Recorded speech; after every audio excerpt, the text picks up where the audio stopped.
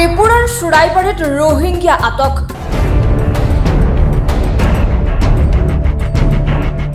ত্রিপুরা আৰক্ষীয়ে এখন 900 বাছত তালাচী চলাই আটক কৰে 7 রোহিঙ্গিয়া নাগৰিকক।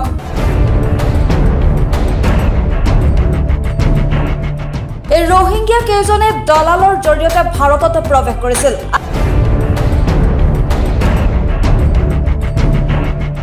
আগৰতলাৰ পৰা হায়দৰাবাদলৈ গৈ আছিল এই রোহিঙ্গিয়া কেইজন।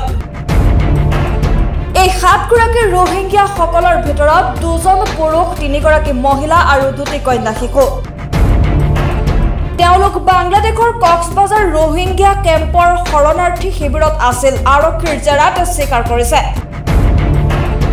ধৃত রোহিঙ্গিয়া কেইজন ক্ৰমে আব্দুল ইলাহি, আব্দুল শুকুৰ, ৰুমি বেগম, ৰজিনা বেগম আৰু 2 কন্যা শিশু। সম্প্ৰতি ত্রিপুরা আৰক্ষীয়ে সোধা পোছা অব্যাহত ৰাখিছে রোহিঙ্গিয়া কেইজনক।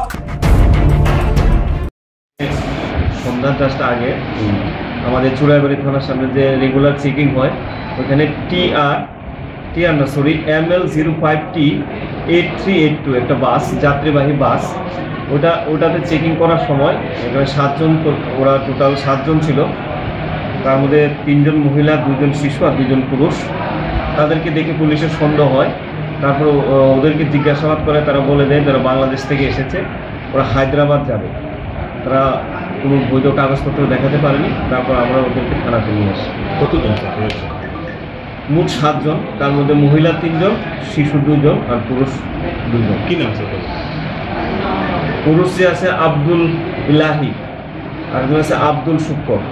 আর মহিলাদের নাম আছে রমিদা বেগম, রজিনা বেগম আর সকিনা বেগম। শিশু 2 জন কি মেয়ে শিশু না ছেলে শিশু? মেয়ে শিশু, একজনের বাচ্চা। কোথা থেকে এসছে তারা আমাদের যে প্রিলিমিনারি ওদের যারা ইন্টারোগেশন করা হয়েছে, ওরা বলেছে যে বাংলাদেশ কক্সবাজারে ওদের রোহিঙ্গা ক্যাম্প আছে, ওই ক্যাম্প থেকেই ওরা এসেছে। ওরা হায়দ্রাবাদের রোজগারের উদ্দেশ্যে যাচ্ছে। ওরা নাকি হায়দ্রাবাদে আরও একবার গিয়েছিল। তো পুরা আমাদের এখনো তদন্ত শুরু হয়েছে, বাকিটা তদন্ত চলে আসবে। আমরা এই ভারতীয় ন্যায় সংহিতা যে নতুন আইন হয়েছে, ওই আইনে এবং ফরেন অ্যাক্ট এবং পাসপোর্ট অ্যাক্ট মিলে যত লিগ্যাল সেকশন আছে, ওই সেকশনগুলির বিরুদ্ধে আমরা কেস নিয়েছি। কালকে ওদেরকে আমরা কোর্টে প্রেরণ করব। ব্যুরো রিপোর্ট, দৈনিক অগ্রদূত ডিজিটাল।